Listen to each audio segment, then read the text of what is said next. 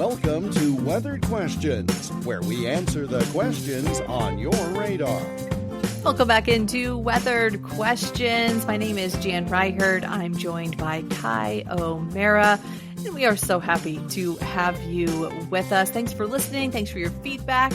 Thanks for sharing with your friends and family, and just for being curious about the weather right alongside with us. We love being able to talk weather. It is truly one of the things we most enjoy. And your support in this podcast lets us keep doing that. So thank you so much. Kai, how are things going? What have you been up to these days? In our world, it's just busyness again. We've transitioned sports now. We've gone away from soccer and into basketball season, which has been great. Yeah. So far, so good. It provides some good indoor exercise for the girls, for sure. But we've already had a few cold nights going in and out of the places. And it's always interesting how they walk into the gym fully dressed. They come out after practice in shorts and not even wearing their coats. And they're like, oh my gosh, this feels so good. And then about halfway home, they're like, all right, I'm starting to get cold now. But it is true how different it feels after you've burned off so many calories and sweat so much during a practice that all of a sudden 6, 7 o'clock at night, it's starting to get darn cold, depending on where you're at, especially if the sky is clear. Starting to get darn cold and dark. It gets dark so fast these days. It's ridiculous. We're not too far out from the solstice, actually, just a couple weeks before this madness officially starts winter. And boy, what an interesting month so far. It's been chilly and a lot snowier than other months we've had leading up to this ever since the post-Thanksgiving storm. It's been a lot for Iowa to deal with. The past few years leading up to Christmas time, we have not had much. So this has been brown a good one. Christmases, a lot of brown Christmases. Yep, this has been my youngest daughter actually cannot recall snow on the ground for Christmas, at least in Cedar Rapids. That breaks my heart. This will probably be a good year for this because of the way things have been trending, and no heat waves in sight either. Yeah, we'll keep our fingers crossed that she gets a memorable white Christmas. And if you're not hoping for that, well, go to Florida. You're right. Texas is waiting for you. Go down there for the holidays. Exactly. All right. Well, we're talking about those temperatures dropping and such so quick. We did get a question in, and a reminder, if you want to submit your own questions, that you can do that by sending them, either type them out or send us an audio recording to weatheredquestions@gmail.com, and you can join in the conversation.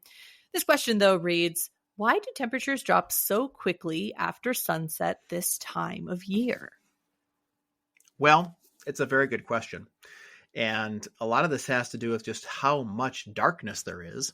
So we really haven't warmed up a lot throughout our days. But then once we start to get to that lower sun angle, especially when there's snow on the ground, everything radiates. And what I mean by that is if you could have an infrared thermometer gun and you can see your world in terms of what is radiating and what isn't, first off, everything has some radiation coming off of it. At least until we get to absolute zero, which is a place you never want to be. You won't know you're there if you get there. You will not even know you're there. If you're there, you'll be frozen. So that's why hot pavement stays hot into the evening and overnight during a big, big heat wave. But it's also why cold things stay cold. And so if we had a high of maybe 20 degrees and we had a whole lot of snow cover on the ground, that air takes on the temperature of that snowpack as soon as you start to lose the daylight and it starts to radiate whatever little energy it's got out to space, especially if it's clear. It's not uncommon to go, with a 10 to 15 degree drop in 2 or 3 hours when you have snow cover, especially if it's fresh snow cover. So in essence, what's happening is you're turning off your heat source, and it's happening quickly because everything around you is already so cold. So it's already got a head start on you. That's really the simplest way to kind of understand that. And a snowpack is going to keep you colder every time. Well, and some people might say, well, we have cold days in the summer, but it doesn't get that cold. It doesn't change that much. Well, another thing that plays into this is the amount of moisture in the air and the humidity level, because it's harder to change the temperature of water. That's what it comes down to. So you could draw that to a parallel of humid air has more moisture in it, more water in it, and it's harder to change that temperature. So if you have a humid summer day, even if it's on the colder side, it's going to be harder for that temperature to drop drastically. And so it's going to keep you warmer during the overnight hours. Similarly, if you have right now a large body of water in the winter, it's not maybe going to ice over as quickly because it's harder to change that water temperature faster. So your smaller ponds will ice over before your big ponds will. So again, all that to say, takes a little bit more energy to change the temperature of water. And so because in the wintertime, you have less moisture in the air, it's going to be drier out. That's why we have chapped lips and we need to put lotion on our hands and everything. There's less moisture in the air. And so that's another contributing factor to why it can cool down faster, because the air is drier and there's less moisture, helping to prevent that temperature from dropping quickly. Absolutely. And a great analogy here could be, what cools down faster, aluminum foil or a ball of aluminum? So if it's a nice, thin, widespread area, you're going to have all that surface area radiating out. Whereas if it's all concentrated and kind of like that water in the atmosphere, it's all concentrated, that ball is going to be hotter longer. And then if you really want to get interested, you can just get a full steel or full aluminum block.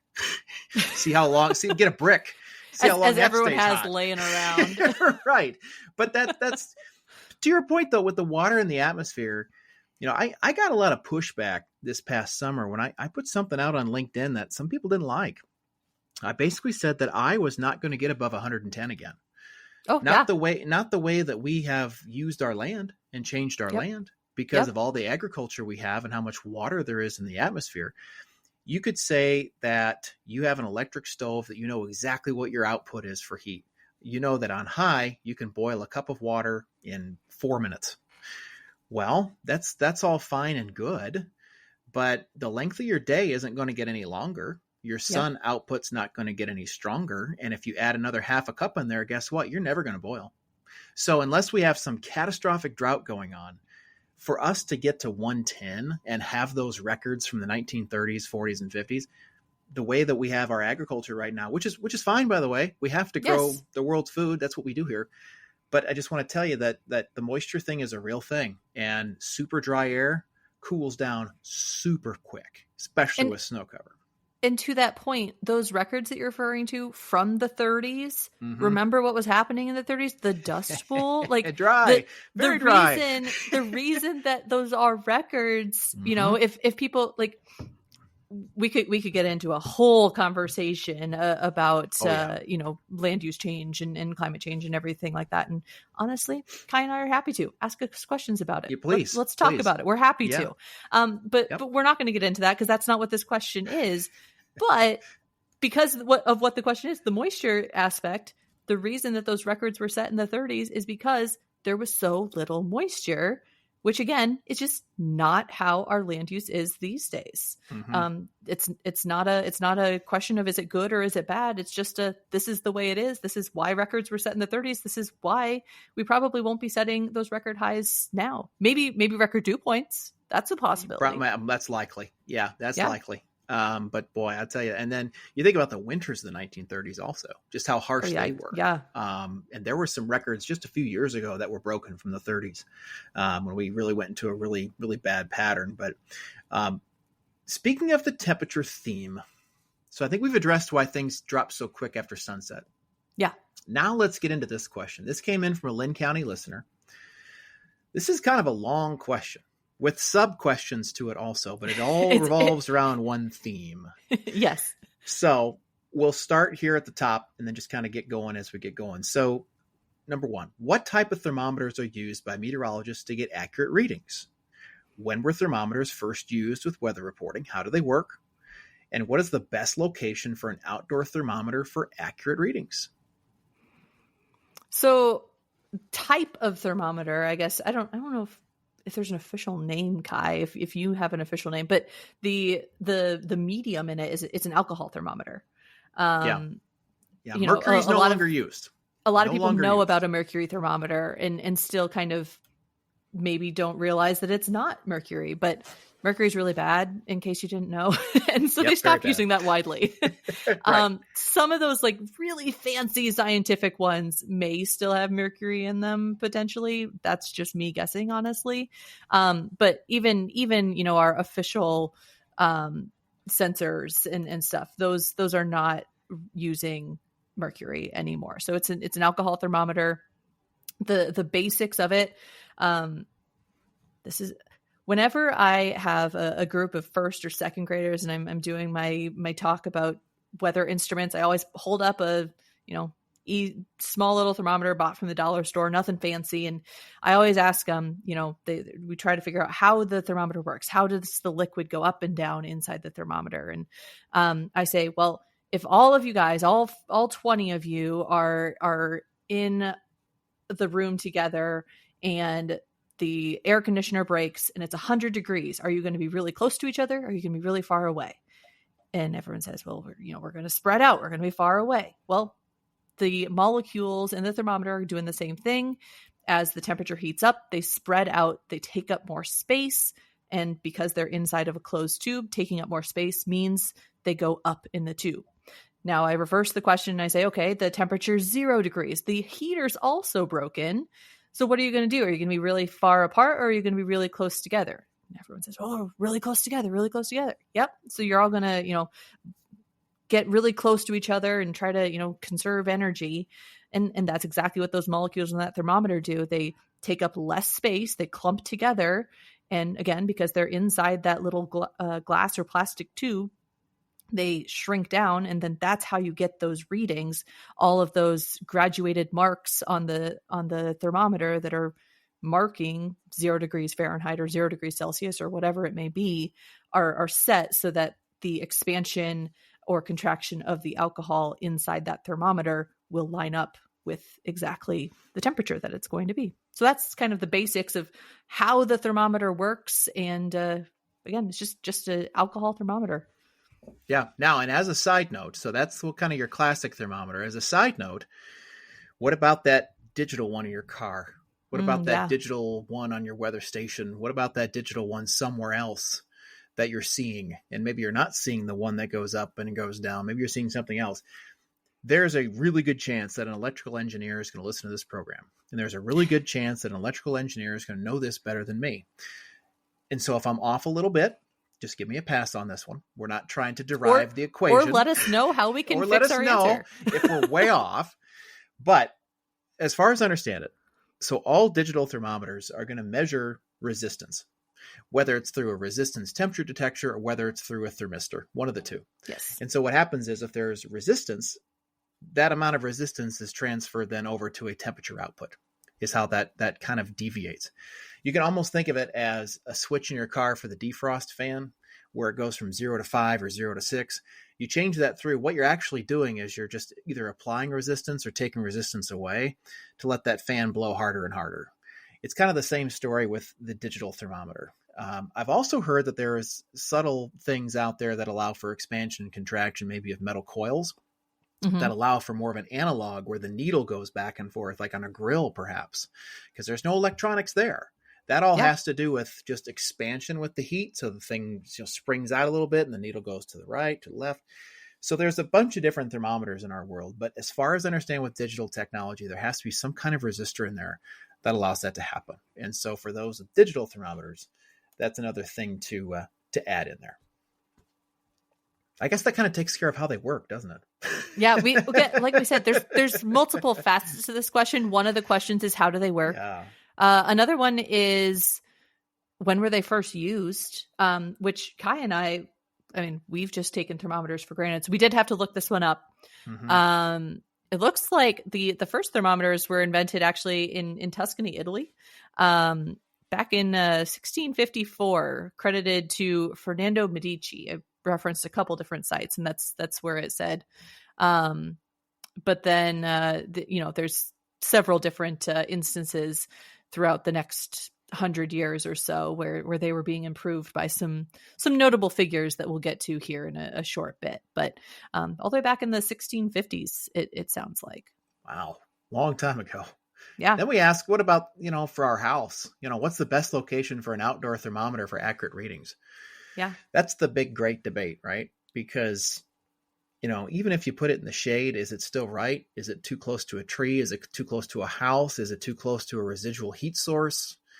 My best professional advice on this is try not to make it in the direct sunlight if you can. Try not to put it in a spot that's going to conduct heat, like above a concrete surface. Try to avoid that. If you can do it kind of over a natural grass area, that would be best. And the official height of temperatures are about 2 meters high, or Kai height, as we like to say here on the program. So it's about 6 feet tall or so is where we get that. And that's another reason why you can sometimes have frost on the ground when temperatures are 35, 36 degrees. So the best location, kind of an open area. I will tell you that a lot of the official equipment used by the National Weather Service for the weather records, it's a fan aspirated thermometer, meaning it's cycling air through itself. Because if you go shopping on a warm summer day with the sunshine out, windows are rolled up, the inside of your car is hotter when you get into it as opposed to the outside part. And you don't want that to happen to your thermometer and all of a sudden make things too hot and make things erroneous. And so we like to keep the air moving through that. So the official one is actually within a white box or a white container so that it has the least amount of solar absorptivity to it. So it reflects most of the solar away and it can actually cycle the air through. So best location, just keep it away from concrete, keep it away from direct sun as best you can. I know that can be tough when you live in town, but we personally mounted ours right on the garden. It's about 6 feet off the ground, right in the garden. Sometimes the dew points are a little high, especially if we had just watered it. But the temperature is spot on usually. And I know the wind is not going to be right there. And I don't really care about the wind. Some weather stations, you can have a totally separate anemometer that you can put up at regulation height. But because we're talking about thermometers for this segment, 5 to 7 feet off the ground, away from some of the obvious sunny spots, is probably my best advice on that. Yep. If you can have it out of the sun, that's the best thing. Like Kai mentioned that box. I actually had to look it up. I forgot what the name of it was. It's a Stevenson screen. I had to look it up. I know. That's what I was looking for. That would have been a great trivia question. Oh well. But the trivia question's still going to be fun. It is. It's still gonna be fun. But yeah, that Stevenson screen it's essentially a shuttered box, right? It has little kind of shutter looking flaps on it that allow airflow to come through it. And so that essentially allows it to be in a shaded area. Even though that box is in the direct sun, the thermometer itself is not getting impacted by that direct sun. And little fun fact, the sun, whether you're in it, whether a thermometer's in it, the sun actually increases the temperature by 10 to 15 degrees. So some people, will say on a 70-degree day when it's sunny, like, wow, it doesn't feel like 70. It feels a lot warmer. Well, that's because it might feel like 80 to 85 if you're in the direct sunlight. Flip side, on an 80-degree day, if it's cloudy or you're in the shade, some people might say it doesn't feel that bad for 80. Well, that's because you're in the shade. And if you're normally in the sun on an 80-degree day, it probably feels more like 90 or 95, but because it's cloudy, you're just feeling that 80 degrees. So the sun will play a big difference into what that temperature actually is. And that's why the best recommendation is for those thermometers to be not in the direct sunlight, because it will actually influence that thermometer reading. Yeah, it certainly does. All righty. I think it's time for trivia, Jan. Let's hit do it, Jeff.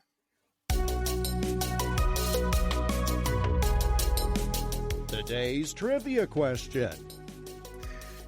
All righty, Jan. We've got 3 possible options for trivia today. And this is going to be a very simple one on one hand and kind of a fascinating one on the other. So here we go, guys. Which of these are real people? Is it option A, Daniel Fahrenheit? Option B, Anders Celsius?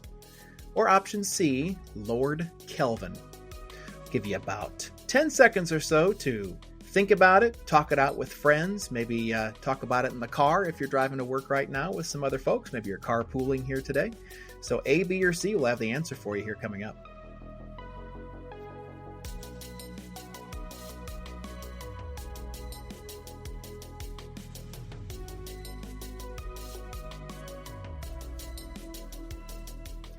All right, Jan, what do you think? We've got Fahrenheit, Celsius, and Kelvin. Are they real? Are they not? What do you think? I don't think it's fair to ask me what I think. I helped write the question. I will but say... since nobody else is here. It's true. Just us two. So, which of these are real people? It's going to be all of them. They're all real. They're all real. I get a kick out of Lord Kelvin the most. What a great name. To go down in history, I mean, so all of these, if you didn't already figure out, have one of the temperature scales named after them. So, Kelvin, Celsius, Fahrenheit, they all have temperature scales. They're already in history books, but Lord Kelvin, great name. Yeah. Oh, yeah. It absolutely is. And the thing about it is we think about Fahrenheit and Celsius quite often. A lot of the thermometers in our vehicles have options to go from Fahrenheit to Celsius, and we see that too on weather apps. You can kind of change the mode on things. It's two distinctly different temperature scales. And then you get to the Kelvin scale, which is a much higher number. Mm-hmm. However, the Kelvin scale has the same weight as the Celsius scale, meaning that 1 degree of Kelvin in moving up the scale is the same amount in Celsius. And so I'll give you an example. 0 degrees Celsius is 273 Kelvin. 10 degrees Celsius would be 283 Kelvin. It's 10 and 10. Mm-hmm. So Kelvin and Celsius are kind of related in that way. The only thing you don't want 0 Kelvin. That's absolute zero. So you don't go below 0 in the Kelvin scale. That's not a thing. But it is a thing in Fahrenheit and Celsius. Yep. And earlier, we kind of talked about the history of the thermometer just a touch, back to, again, 1654 when that was first invented. Well, I didn't keep going because I didn't want to give away anything, but we then advanced to 1709. That's where Daniel Fahrenheit creates his alcohol thermometer. And then 5 years later is actually when he develops the first reliable mercury thermometer. So that's 1714 when we get the mercury thermometer, but actually the alcohol thermometer was before the mercury thermometer, which is interesting because we all don't think about that, even though that's what we actually use now. And then you have to advance to 1742, which is when Anders Celsius proposed his temperature scale that became the modern Celsius scale. Yeah, I actually like the Celsius scale a lot. We have to use it all the time in weather, all the time. Yep. But 0 to freeze and 100 to boil at sea level, that makes sense to me. I like that. It makes a lot more sense than Fahrenheit. I mean, it really does. It does. And, sorry, Daniel. I know. And a fun story for you before we get into the next question here. I did a presentation up in Canada a year ago, and I accidentally forgot my audience, where I was talking about hot summer days in the 80s. And all of a sudden they went, "Oh no, my God, what?" And I realized, oh shoot, it's Celsius up there. So in reality, it's hot summer days in the 30s for Canada, which is in the 80s and 90s for us in Fahrenheit. But I was so used to dealing with Fahrenheit for 15, 16 years that it just slipped out during the presentation. And then I looked up at the presentation. I had my numbers right on the slide, but it came out of my mouth wrong. So, everybody else in the world sticks with Celsius. We are stuck on Fahrenheit in America. There's like 1 or 2 other countries that use Fahrenheit with us. I don't know who they are. I don't know who, but if you ever go to Canada, just remember. Most of the world is on the Celsius train. And that's true. And science is on the Celsius train, which is why we refer to that one too. Exactly. All righty, here we go. We're going to keep a bit of a winter theme going here. We kind of started out that way with temperatures dropping so quickly, but now we kind of get to this precipitation aspect of things. This comes to us from a Des Moines listener. What is the difference between sleet and graupel? What do you think? Good stuff. So precipitation types, we talk a lot about rain and snow, but there's a couple other ones kind of mixed in the middle. And we'll start with sleet because I think that's the easiest one to understand. That is essentially a raindrop that goes through a cold layer of air and freezes back into a little ice ball. So it's just a spherical drop of ice. Sometimes you'll hear them called ice pellets or stuff like that. But sleet is just a frozen raindrop. So used to be probably way back, long away and ago, high up in the atmosphere, a snowflake melts into a raindrop. in warmer air, and then there's a cold layer of air below freezing that allows it to freeze back into a little ball of ice. They hurt. So yeah, It hurts. they do. They Sleet do. hurts. I got, it was sleeting several weeks back at one of the Iowa State games. Yeah. Whichever It one was hurts. the cold one. Yeah, it wasn't a fun one. No, it hurts, man. It's especially when it's windy. Oh my gosh. It hurts. Yep. All right, Yep. continue. Sorry, I interrupted you. Graupel. No, you're fine. Graupel. That's the really fun one. We love when we see graupel. If you are a weather nerd and you see graupel, your response is always the same. Oh, there's graupel. Even if you've seen it 20,000 times before. Mhm. And essentially it's a snowflake that goes through this super cooled layer of water in the air. So moisture that isn't a raindrop, isn't I guess we'll correct that, is a raindrop still, but it's a really, really cold raindrop. So it's still in its liquid form. It's water, but it's super cooled based on its chemical makeup. And so it's cooled below that freezing point, but it's still in that liquid form. Again, that gets a really hairy, so we'll just leave it at that. But it's the snowflake that goes through that super cooled layer of liquid, and those super cooled droplets kind of latch onto it. You can think of it, this isn't a strictly scientific description, but think of it as like frostbite, like that it just kind of latches onto it.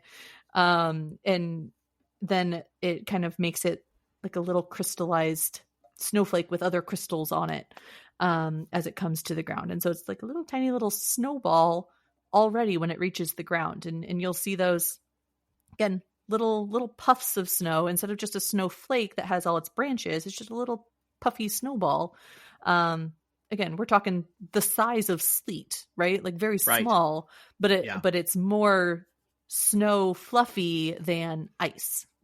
Yep. And I don't some know if have that was kind a of great description, but No, we I got think it there. was. It is tough to describe because it's not overly common.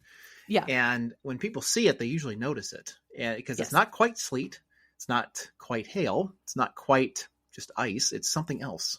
Kind of bounces around a little bit too, so It you does. notice it. Yeah. It does. And it reminds me of, when you're opening packages on a holiday or something, and all of a sudden you've got hunks of styrofoam you got to get through. And a few pieces of styrofoam get loose and you got these little styrofoam beads everywhere. That's what it kind of reminds me of. It's soft hail is another way to think about it because it's snowflake. And then you've got, this water layer that kind of adheres to it as it drops through. So it's very, very interesting in that regard. But sleet versus graupel, we know for sure it's not snow. Yeah. And neither It's one true. really accumulates to much. But we Yeah. do get plenty of people that bring up graupel in discussion because it's just so odd. It's not a very common precipitation type. Some folks will go years without seeing it.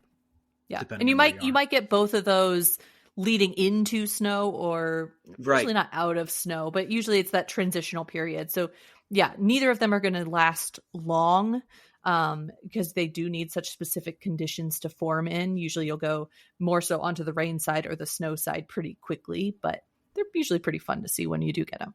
Yep. And they don't tend to cause too many issues. They're just kind of fun to see pieces of graupel fall down, and it makes for a good conversation starter. And then you just kind of move on with your day after that point. But you have now taken up another half an hour of your time with us, and we hope you learned something. We always encourage you to submit your questions. weatheredquestions@gmail.com is the place to join the conversation. We always want you to know that we appreciate you listening. We appreciate all the feedback that you give, any reviews that you give, and then telling your friends and family about us as well. We appreciate all that stuff, and this is just something we do for fun, and we've really gotten to and enjoy this part. And we're into season 3 now, and I'm hoping to go strong for a while yet, the way things are going. So email us your questions to weatheredquestions@gmail.com to join in on the conversation. Until next week, stay safe.